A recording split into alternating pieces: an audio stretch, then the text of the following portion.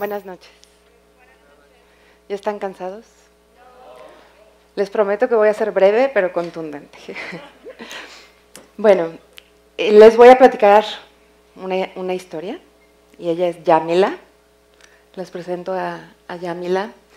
¿Qué harían ustedes si les ponen a una mujer así enfrente y les dicen, enséñale a leer y escribir? Pues, chin, para empezar digo, pues no le veo ni más que las manos y los ojos, ¿no? Y después digo, pues no tengo nada en común, ¿no? Ni cultura, ni idioma, ¿no? Absolutamente nada, excepto que somos mujeres, ¿no? Y somos seres humanos. Y entonces me ponen enfrente de ella, en ese entonces estaba yo trabajando en una organización internacional donde había muchos refugiados, y ella es una de las refugiadas que estaba en el campo, y es de Afganistán. Y entonces me ponen en un grupo de afganas, y yo como la maestra, ¿no?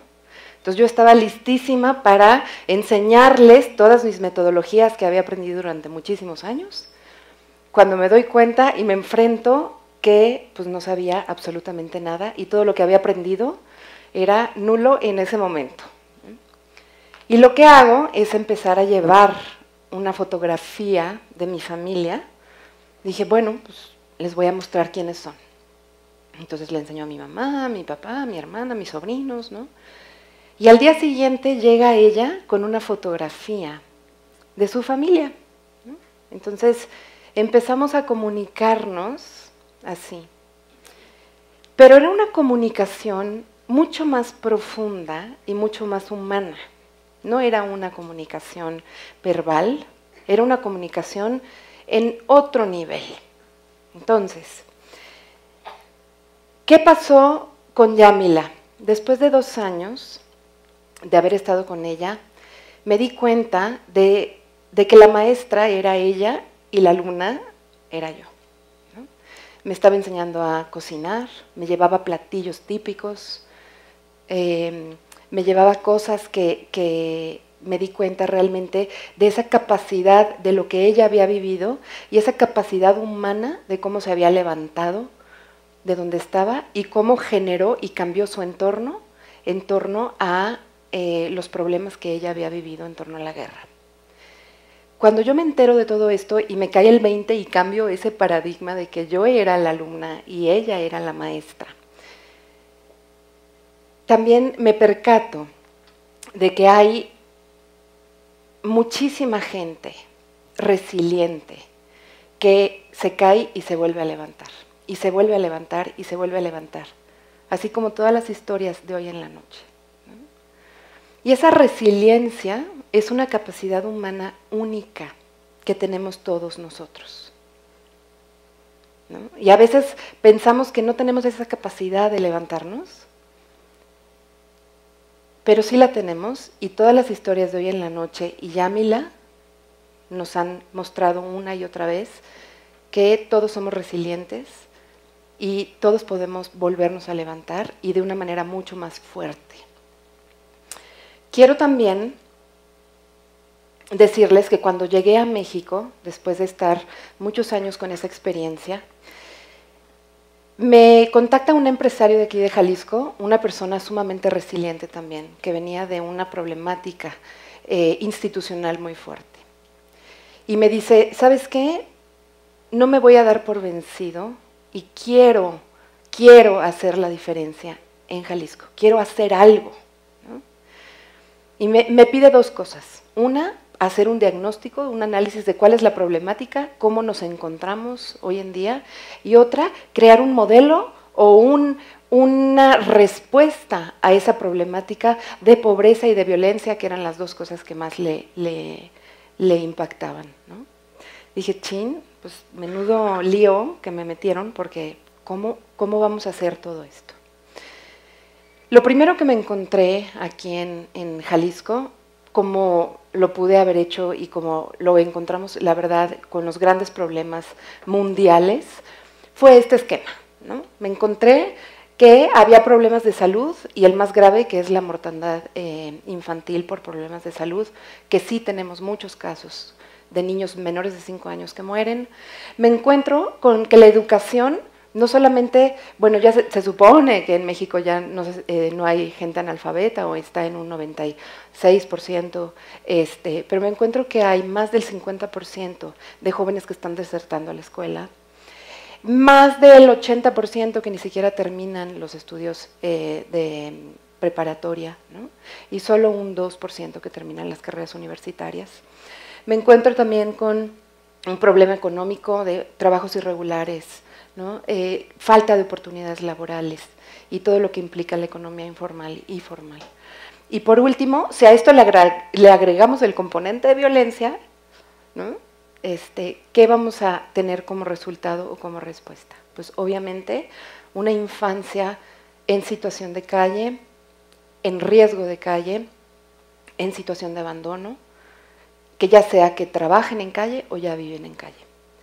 Este problema es mundial, no nada más nos compete a nosotros. Pero el gran reto era hacer algo que nos compitiera a nosotros.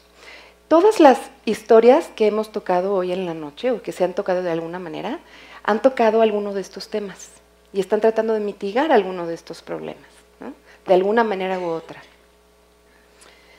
¿Y cuál era el segundo reto? El segundo reto era, tenemos que pasar de una fase A una fase C a la gente, ¿no?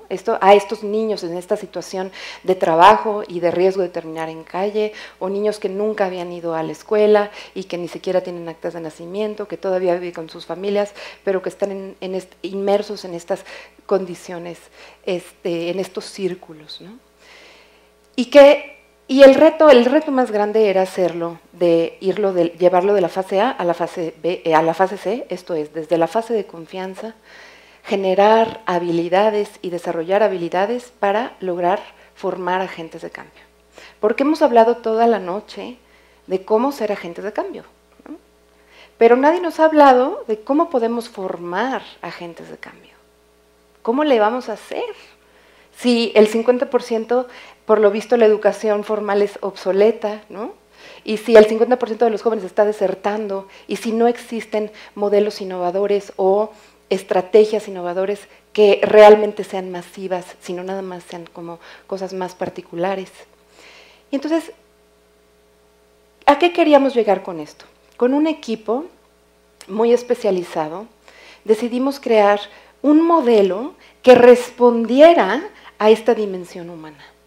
Un modelo no solamente que esté parchado en la parte cognitiva, como en las escuelas, que nada más te hacen aprenderte todo de memoria, sino que un modelo que responda a justamente cómo ser un agente de cambio, cómo yo voy a poder formar a alguien a lograr ser un agente de cambio y sobre todo llevar a un niño que viene desde unas características de altísima marginación, que toda su vida le han dicho que no vale la pena, ¿no? Y que toda la vida lo han sometido, a que él sienta ese poder, esa energía, esa autoestima para saber y darse cuenta que él puede salir adelante y que él puede ser un agente de cambio. Entonces, empezamos cambiando algunos paradigmas en la educación. Yo diría que prácticamente todos, y nos quedamos con los componentes como que consideramos que son los más humanos o los principales. Y lo dividimos en 5 áreas.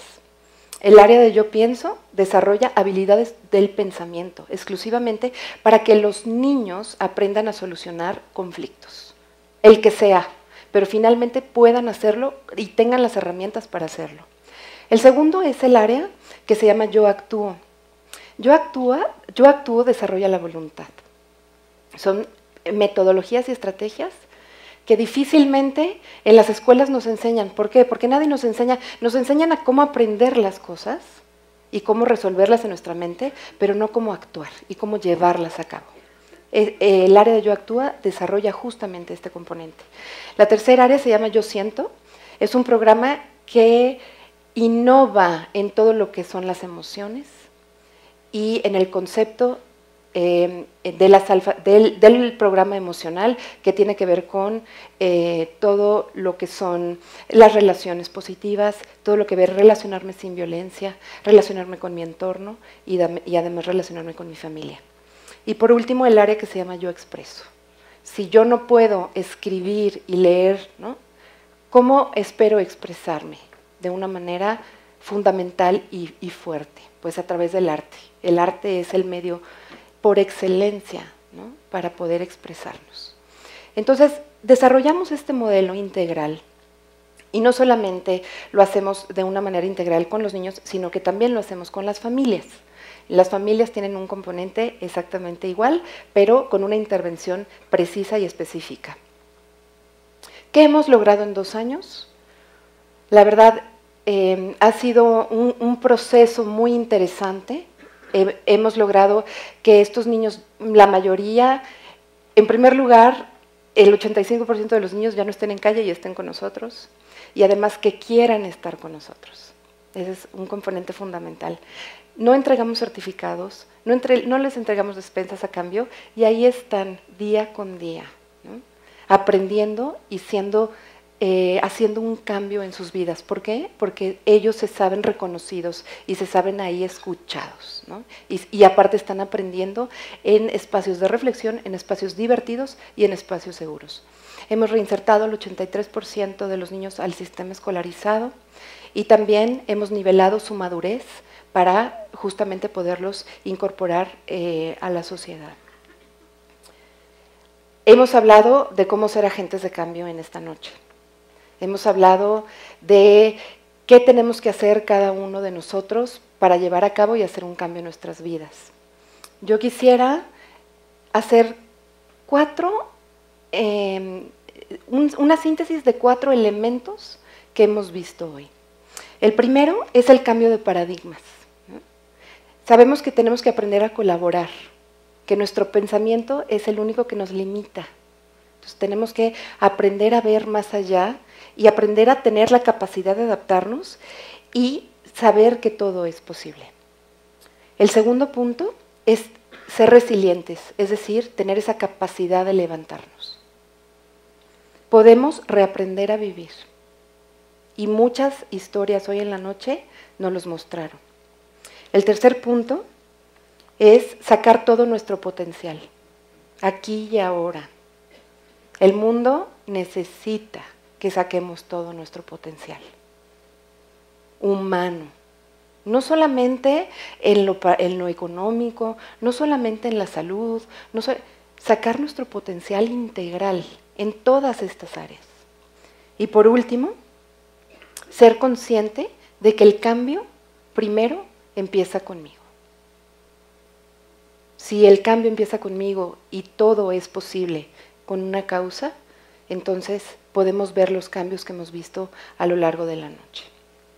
Quiero enseñarles esta toalla, que es una toalla que me tejió Yamila hace muchos años ya, hace como 10 años, cuando le enseñé a leer y escribir. Dice mi nombre. Y es una toalla que la verdad yo siempre la cargo conmigo, porque me recuerda que podemos aprender de cualquier situación, que podemos volvernos a levantar y que los agentes de cambio, para poder formar agentes de cambio, nosotros tenemos que ser agentes de cambio primero. Y eso para mí se puede reducir ¿en qué? En un despertar de la conciencia humana. Gracias.